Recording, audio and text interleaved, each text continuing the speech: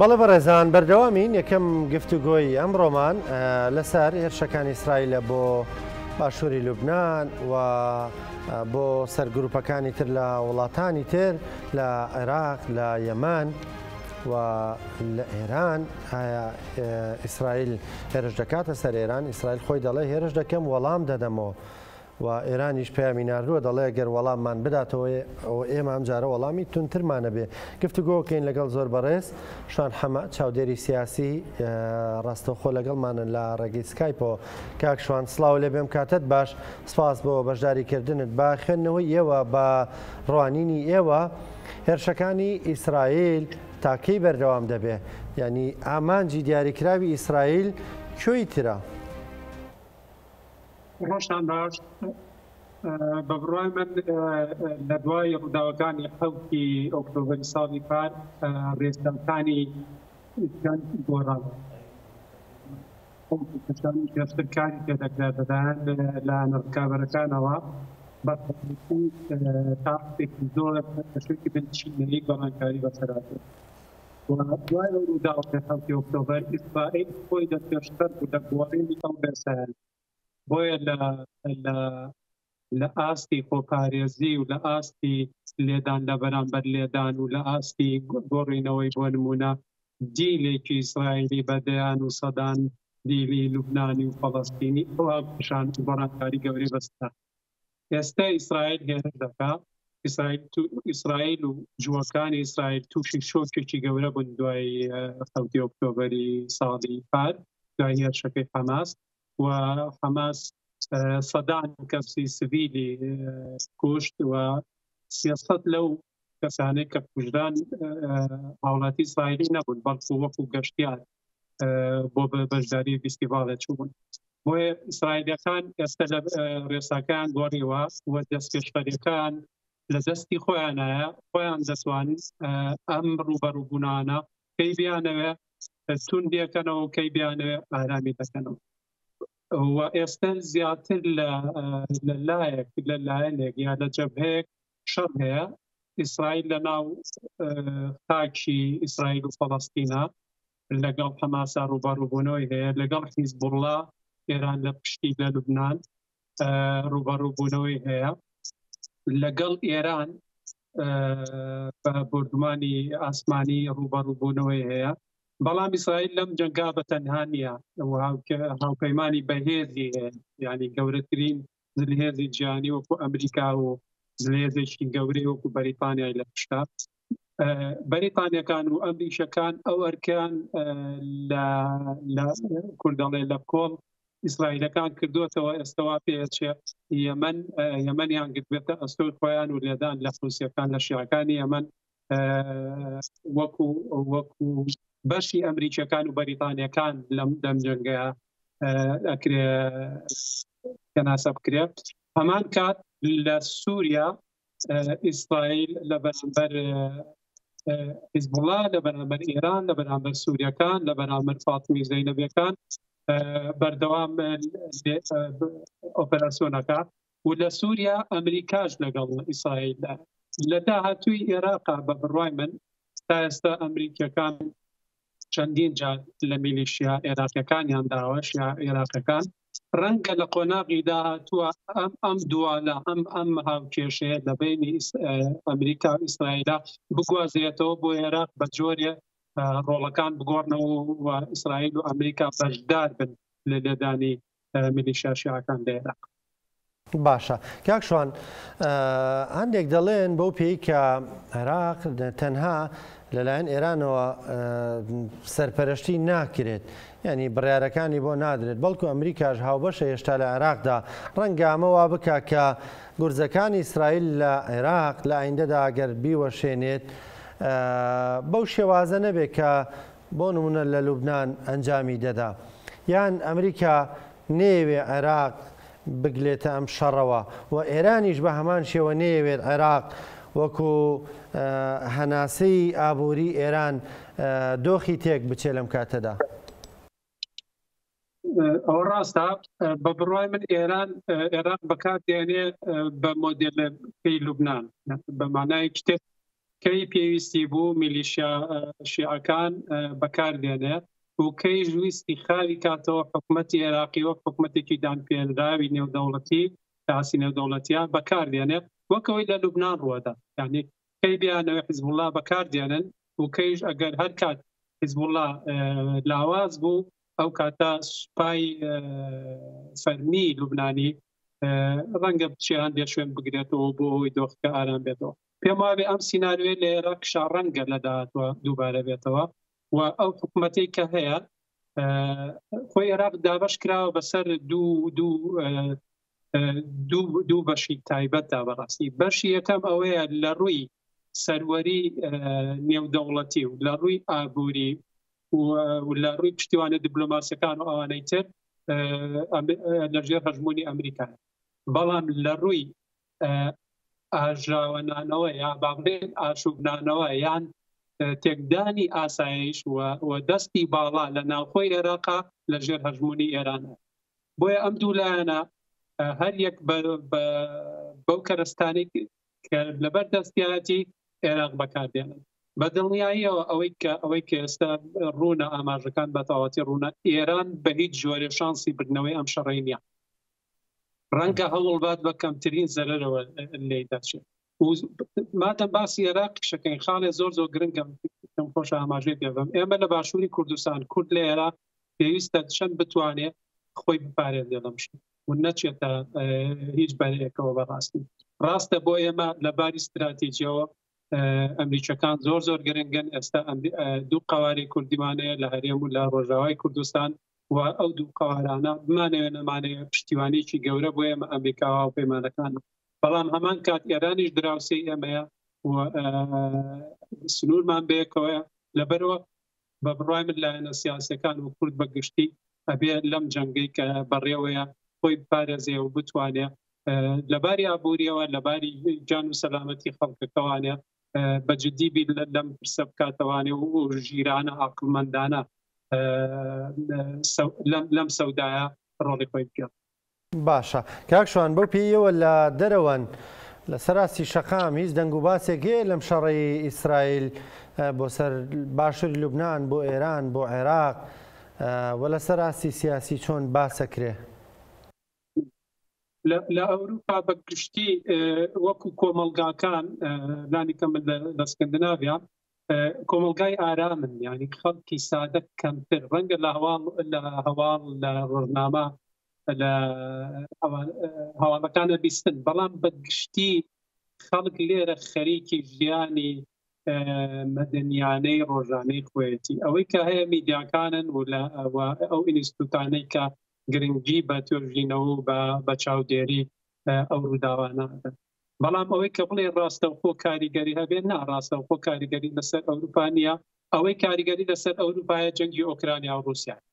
ئەوروپیەکان زۆر سەرقاڵی ئێستاشی پێوە بێت زۆر سەرقاڵی ئەو جەنگان و لە خەمی ئەوان ئەو جەنگە پەرە نەسێنێ وڵاتی تر نەگرێتەوە و نەگاتە ئاستێەوەی کە چەکی کوشندا لە ڕکابەرەکانەوە بەکارێت.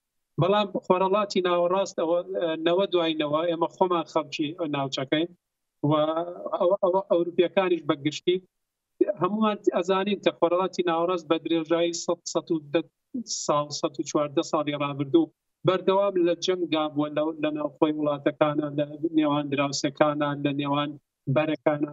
بۆیە ئەمە شتێکی نوێ نییە لە خۆرەڵاتی ناوەڕاست ئەوەی کە ئێستا ڕوەدا و ئەوروپیەکان بەگشتی ڕەنگە لە خەمی ئەوە بن هاوڵاتی خۆیان دەرباسکان ڕەنگە لە خەمی ئەوە بن ڕاوێشکەن لەگەڵ ئەو لایەنانەی کە زیاتر ئاشنان بە دیموکراتی یا بەرژۆندیان لەگەڵیانەیە. بەڵام زۆر کات زۆر کات بۆ سەر ناکەن کە لە لوبنان چی ڕوەدا.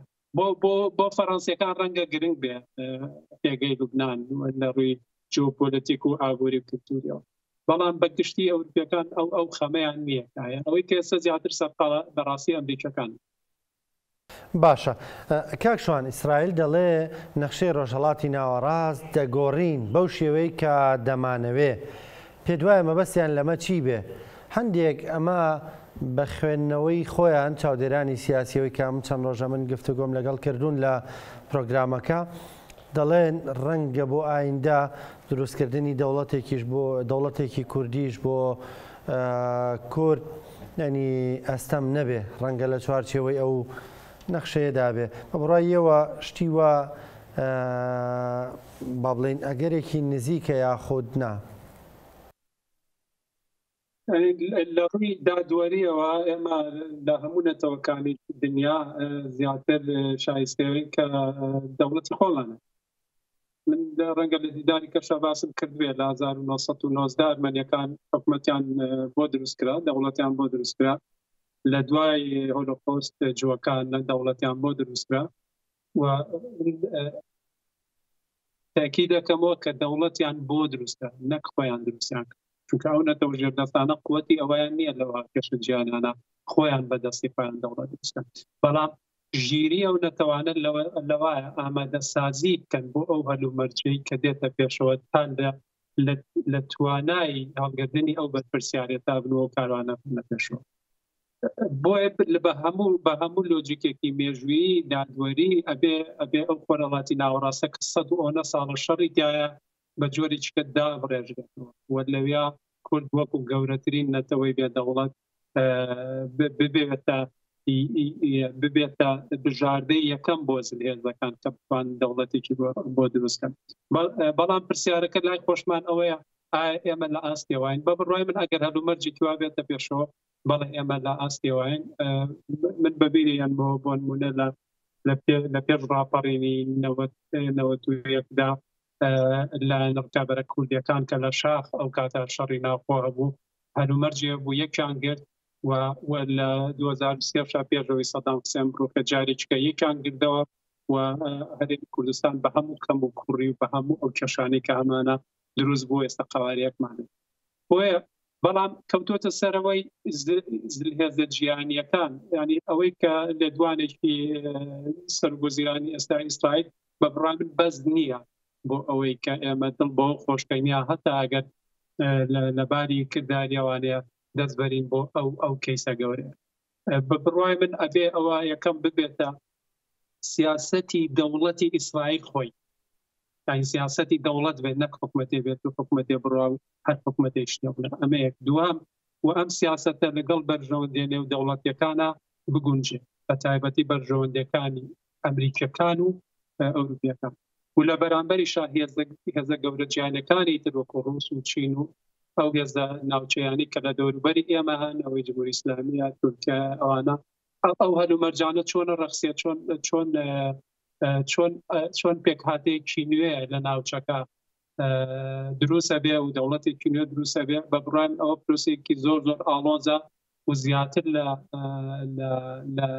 لە ڕەهەندێکی و زیاتر لە لایەنێک ئەبێ بەشدار بێت لەوەیە بە ئەوەی کە دژبەر بێ یا لایەنگر بێ بەڵام گرنگە ئێمە خۆمان وەکو کورد بیر لەوە بکەینەوە ئێستا ئاڵوگۆڕ هەیە و بتوانین لانی کەم سەرباری کێشە ناوخۆیەکانە ئەوە هەڵمەتی هەڵبژاردنێ بانگەشەکان هەیە ناکۆکیە لە لایەنە سیاسیەکانە بەس بمانەوێ نەمانێ ئەو لایەنە سیاسیانە بەشی سیاسی پرسەکانی ئەمەیان بەدەستە پێویستە ئەوان لە ئاستی ئەو بەرپرسیارەتا بن و ئەوە کەمێک لەو قۆزاخە ناوخۆییە دژبەر یەکیە بێنە دەرەوانێ و نەخشەکە بە دیدێکی فراوانتر ببینن. زۆر باشە کاک شوان هەر پەیوەست بە هەرێمی کوردستان پەیوەست بە کورد لە سەردەمی سەروبەندی هاتنی داعشدا کورد دەیوت ئێمە دەتوانین دوو دراوسێ بین لەگەڵ یەکتردا بەڵام دواتر وەکو بینیمان کورد تێوە گلێنرا و بەداخەوە زیاد لە نزیکی 2000 شەیدمانە بوو چەند هەزار بریندارمانە بوو ئەو شەڕی کە بینیمان چەند ساڵێک بەرەو هەرێمی کوردستانی گرتەوە لەم شەڕەدا ئەوەی کە ئەم هێرشانەی ئیسرائیل پێ دوایە هەرێمی کوردستان پارێزراو دەبێ و دەتوانێت دوورە پەرێز بێ چونکە وەکو چاودێران دەڵێن پەیوەندیەکی کەوتووی بە ئێمەوە نییە ئەگەر بتوانین مامەڵەیەکی ئەقلانی لەگەڵدا بکەین. بەڵێ یەکێک لەو هەنگاوە ژیرانەی کە وڵاتانی کەنداوی عەرەبی نایان ساڵی پار و پێشتری پار پێرار بوو ئەوە بوو کە جۆرێک لە ئاشتەوایان لەگەڵ ئێرانە ڕاگەیان و ئەو ئاشتەوایە ئەو کاتە وڵاتانی کەندا و سعودیە و ئیمارات و ئەوانی ترکە لەگەڵ ئێرانە ئەو ئاشتەوایان ڕاگەیان و ئیمزایان کرد. ئێستا ئەنجامەکەی چنەوە کە چۆن هەوڵە دەن خۆیان پارێزن لەو جەنگەی لە ئێستا لە نێوان ئیسرائیل و ئێرانە ڕووداوە. بۆ ئێمەش هەر ئاوایە، بەڵام بیرمان بێت ئەو لێدانانەی کە ئێرانیش لە هەولێریدا نەپەیوەندی بە ئیسرائیلەوە ڕەبوو نەپەیوەندی بە بەڵکو زیاتر پرسیینەوتەوە لە گەڕانەوە بۆ پرسیارەکەت کە بەڕاستە بەداخۆ ئێمە لە 2017 لە کوردستانەوە زیانی گەورەمان کرد و حسابمان بۆ هەنگاوەکانی خۆمان نەکردبوو و گوێمان لە یەکتری ناگرت و تا ئێستاش ئێمە باجی ئەو هەڵە گەورە سیاسیە ئەدەین. هەر بەو بۆنەیەوە باسی 2017 و میلیشیا عێراقیەکان کاتی هاتن و لە 1949 باشووری کوردستانیان گردەوە هەر لەو ڕووداوانە حیزبوڵایەکانی لوبنان بەرداشتن. ئەو حیزبوڵایانەی کە حەسەن نەسروڵڵا سەرپەرشتیە کردن و ڕابەریان بوو ئەوان بەشدار بوون لە گرتنەوەی کەرکووک و ناوچەکانی. بۆیە ئێمە بەداخەوە دۆستمان کەمە، ڕەنگە دوژمنمان زۆر بێ، بەڵام دوژمنەکانیشمان زیاتر لە ڕەنگە دوان تێپەڕ ناکەن بە ئەگەر چی فرقەی زۆریانەیە. گرنگە ئێمە هاوپەیمانی خۆمان لەگەڵ ئەمریکەکان، هێزە جیهانیە گەورەکان، هێزە ئابوووریە گەورەکان بپارێزین و پێشی بخەین. هەمان کاتوەک لە بەشداری پێشتریشا باسم کرد ئێمە تێوە نەگلین و تێوە نەگلانیش زۆر گرنگە کە لایەنە سیاسەکان بەتایبەتی یەکێتی و پارتی جۆرە لە تێگەشتنیان نەبێیان. ئێستا ئەو هەموو هێرشبەریەی ڕژێمی داگیرکەری تورکیا بۆ سەر باشووری کوردستان ئەگەر بە هاوکاری لایەنێکی سیاسی کوردی نەبێت تورکەکان ناتوانن بەو جۆرە داخلی کوردستان بن و گوندەکان گەمارەوە بن و شاخ و درەخت و چیمەنی کوردستان سووتێن و وێرانیکەن.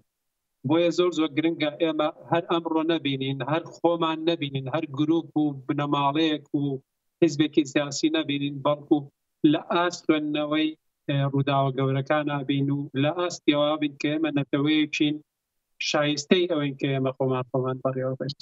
ئەوەی کە ئێمە لە گوندێک کەسێک لە ناوچەیەک خۆی بخزێنێت و دیوەخانێ بکاتەوە و پێی وابێ ئیتر ئەمە کۆتایی خەونەکەیەتی بە بڕای من ئەمە تەماسێکی زۆر گەورەیە بۆ ئێمە. کەسێک کە ڕابەر بێ و خۆی بەڕابەر بزانێت، تەنانەت هەتا ئەگەر ڕابەری حیزبێکی سیاسیش بێ بۆ قەڵەمڕەوی ناوچەیەکی دیاریکراوی شەوێ ئەبێ خەونی نەتەوەی خۆی فەرامۆژ نەکا و دەستی داگیرکەران نەگرێت بۆ ناو خاشی وڵاتەکەی خۆی و دژی هاونەتەوەکەی خۆی بجەنگێت. زۆر بەڕێز کاکشان حەمە چاودێری سیاسی، سپاس دەکەم. سپاس کە لەگەڵمان بووی، سپاس بۆ سەرنجەکانت، بۆ ڕوونکردنەوەکانت، بۆ وتەکانت سپاس دەکەم کە بەشدار بووی لەگەڵمان.